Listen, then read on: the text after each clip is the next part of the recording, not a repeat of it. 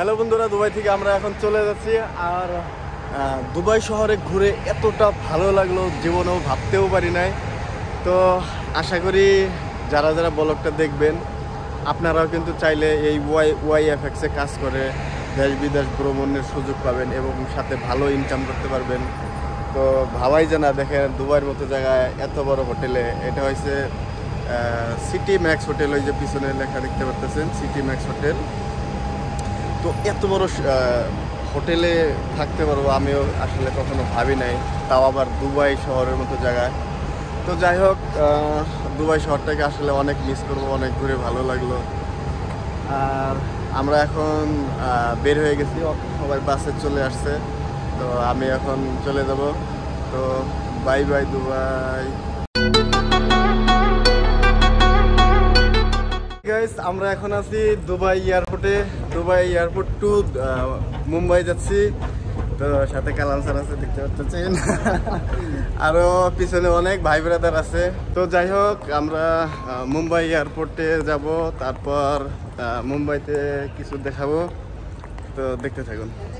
এখন আমরা দুবাই ফ্লাইটে বসে গেলাম, দুবাই টু মুম্বাই।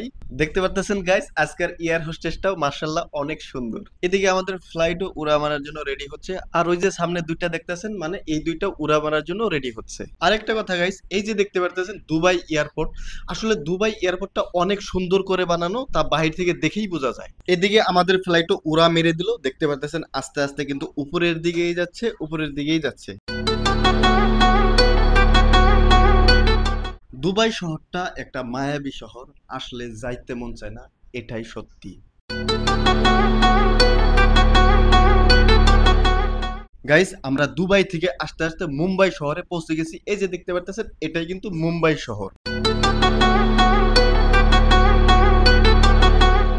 তো আমরা ফাইনালি পৌঁছে গেলাম মুম্বাই এয়ারপোর্ট। এদিকে আমাদের ফ্লাইটও কিন্তু ল্যান্ড করছে অলরেডি।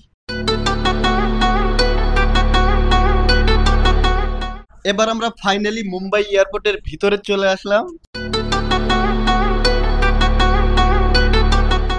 এবার আমরা বসে গেলাম মুম্বাই থেকে গুয়াহাটির ফ্লাইটে। এদিকেও ফ্লাইট ফাইনালি উড়া মেরে দিল। আকাশে থেকে মুম্বাই শহরটা রিয়েলি অসাধারণ দেখা যাচ্ছে।